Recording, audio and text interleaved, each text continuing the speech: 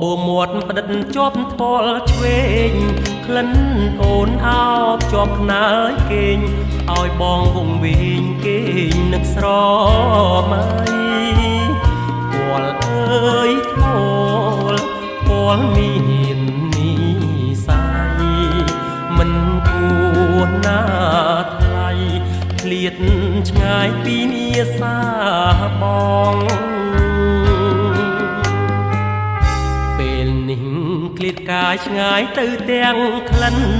ស្នេហ៍យើងប្រៀបដូចសូបិនស្រណោះក្លែបក្លិនទៅបានស្គាល់ម្ដងមិនគួរកាប់ឲ្យព្រាត់នួនល្អស្រណោះបងកងស្គាល់តែលំអងនៅតែក្លិនស្ដីបងយំសួរពុ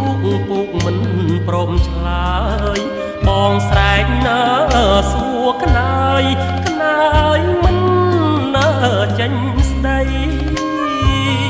បងផ្ដាំតាមខ្យល់ក្រែងបាននៅដល់ស្រីក្លិនអើយនៅថ្មីឲ្យបងស្រណោះតើអូនដឹងទេថាបងនឹកស្រីសូបិនរៀងរាល់រាត្រីអនុស្សាវរីយ៍នៅថ្មីស្រវល់វងវិញភ្លេចអ្វីទាំងអមើលសែនស្រ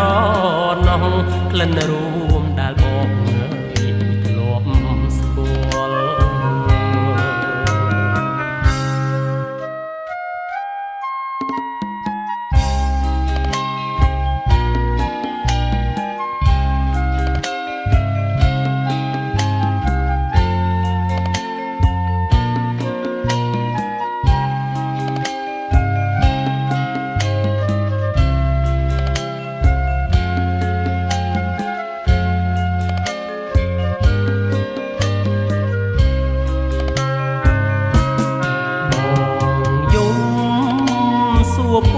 ពុកមិនព្រមឆ្លើយបងស្រែកណាសួរក្នើយមិនណាចេញស្ដីបងផ្ដាំតាមខ្យល់ក្រែងបាននៅ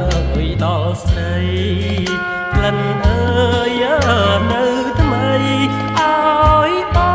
ងអើយស្រណោះ